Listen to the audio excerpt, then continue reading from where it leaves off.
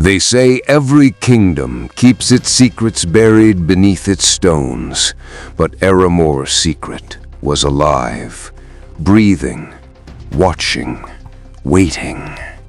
And at the center of it all was King Tharos. To the world, Tharos was a ruler sent by the heavens, tall, armored in obsidian plates, a crown always gleaming above a face carved from ice. But those who lived in the palace knew the truth. His heart had rotted long before his throne was built. He loved power the way drowning men love air, desperately and violently. And Selene was the only one he couldn't control. She hadn't been born to riches. Her father was a stonemason, her mother a seamstress. But Selene carried something far more dangerous than noble blood.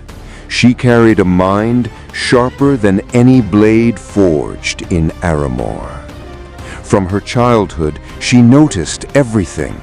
How the palace guards changed shifts 7 minutes late. How the servants walked slower when rumors spread. How King Tharos's smile vanished whenever the word prophecy was uttered. Because long before Selene was born, a prophecy had been carved into the temple walls. A daughter of the common dust will break the tyrant's chain. The king believed it. He feared it. So he hunted any girl who seemed too clever, too brave, too aware. But Selene was invisible. Not because she hid, but because the king never thought a mere servant's apprentice could threaten him. Until the night she saved the prince. Storm winds hammered the palace walls, lightning cracked like sky-born spears, and the young Prince Kaelis, gentle-hearted, nothing like his father, lay poisoned in his chambers. The king suspected betrayal. He raged like a cornered animal, threatening to execute every healer in Aramore. Selene, carrying water to the prince's chamber, noticed something the others didn't.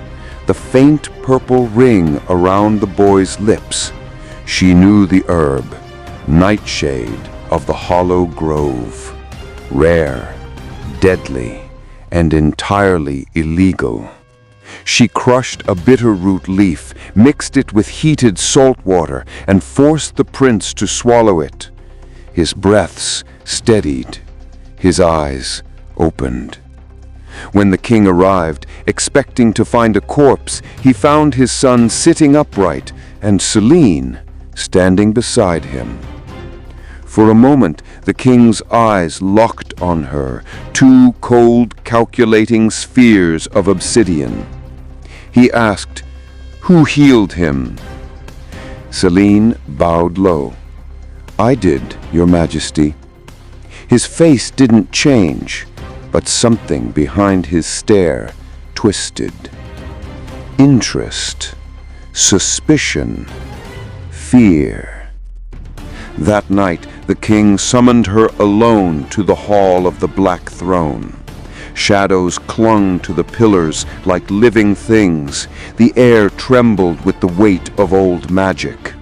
He studied her carefully, as though peeling back her skin with his eyes. "You saved my son," he said. "Tell me how." Selene's voice remained steady. "I learned from the healers. I only did what anyone would."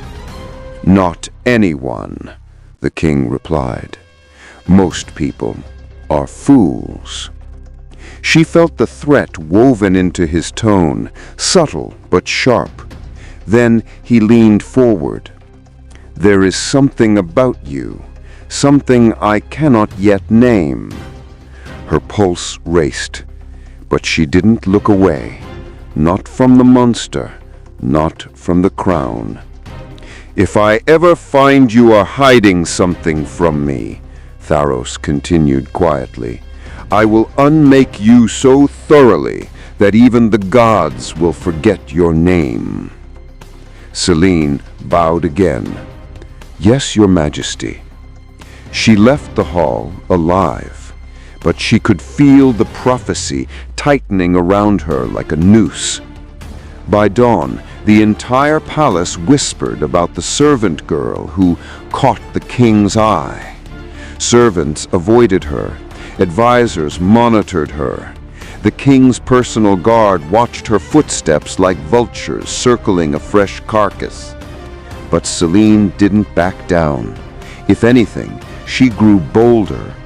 She began observing the king, his movements, his schedule, the strange crimson glow chamber deep beneath the throne room where no one but he entered. And every night she scribbled what she learned into her father's old journal. Not because she wanted revenge, but because she needed the truth. Why did the king fear the prophecy? What did he hide beneath the palace? And why did she feel something in her very bones calling her toward that secret? The answer came sooner than she expected. One night, while returning late from the prince's study, she heard it. A scream, sharp, terrified, abruptly silenced. It came from below, from the forbidden chamber. Selene froze.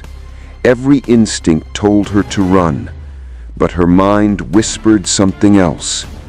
This is the night everything changes. She took a breath, held a torch close, and descended into the darkness beneath Aramor, toward the secret the king had killed so many to protect, and toward her destiny. To outsmart a tyrant, you must first understand the monster he has become. The stairs spiraled downward for what felt like miles, carved from stone so old it vibrated with whispers. Selene's torch flickered, pushing back the dark just enough for her to keep going. When she reached the bottom, she saw it. A massive iron door, covered in runes older than Aramor itself. Runes that pulsed faintly, as though breathing. She pressed her ear against the cold metal. At first, only silence. Then, a voice. Weak, raspy, barely human. "Help! Please!" Selene's blood froze. Someone was trapped inside. She checked the lock, ancient, rusted, but breakable. Using a fallen piece of stone, she hammered until the latch snapped open with a groan. The door creaked.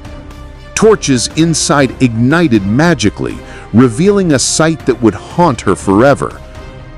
A woman, chained by wrists and ankles, skin pale as moonlight, eyes hollow, yet still burning with a strange, undying fire. Selene rushed forward. "Who are you?" The woman's voice quivered. "I was the queen." Selene staggered back.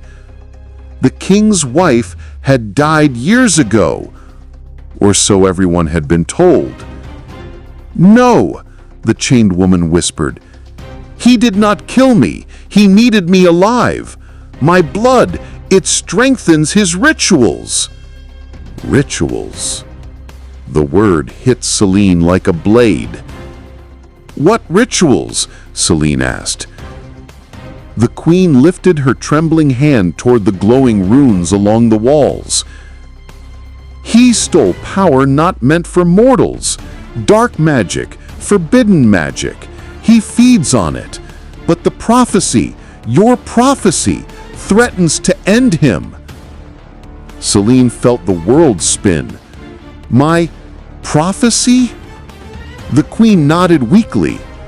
"You, were the girl foretold, the one born with a mind untouched by fear, the one who would break the tyrant's chain. Selene stepped back, overwhelmed. "I'm just a servant," she whispered. The queen's eyes sharpened. "You healed the prince when others failed. You see patterns where others see chaos. Your mind is your weapon, and tonight you must choose how to use it." Before Selene could answer, the ground trembled. Footsteps, heavy, growing louder. The king! He knew she was here. Selene's heart slammed against her ribs. She snatched a rusted dagger from the floor and turned toward the door. Too late. It burst open with a roar. King Tharos stood framed in the doorway, cloak swirling behind him like living shadow, eyes burning like coals pulled from hell. "Selene, I had a feeling you'd wander where you don't belong," he hissed. The queen whimpered. Selene raised the dagger anyway. "You lied to your kingdom. You tortured your own wife." Tharos cut her off with a laugh so sharp it scraped her nerves raw.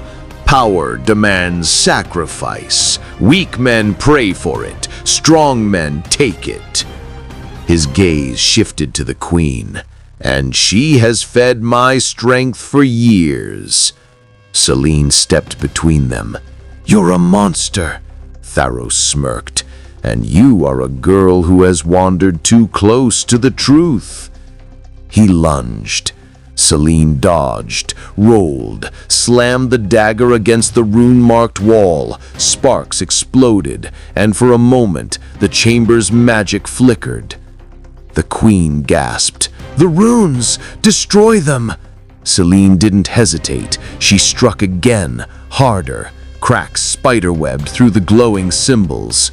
Tharos roared in fury. "You dare defy your king?" Selene faced him, breath shaking but eyes fierce. "You're not a king, you're a parasite." He charged. At the last second, Selene sidestepped, leading him straight into the weakened rune wall. Magic burst like shattered lightning. The chamber trembled violently. Tharos screamed as the enchanted wall collapsed on top of him. When the dust settled, the Tyrant King of Aramor lay crushed beneath the power he once tried to steal. Silence fell. Selene rushed to free the queen. "Come on, we need to go!" But the queen's trembling hand touched hers. "No, you must go. My body is too weak, but you..." She held Selene's gaze. "You are the new dawn for this kingdom." Selene's eyes burned with tears. She squeezed the queen's hand, then ran. Up the stairs, through the dark hallways, out into the night where the cold air hit her face like freedom. When the people awoke, they found the throne empty, the king gone, the truth exposed. And Selene, the girl who didn't come from royalty, the girl with nothing but her mind and her courage, became the symbol of Aramor's rebirth. Not because she sought power, but because she dared to outsmart a monster wearing a crown.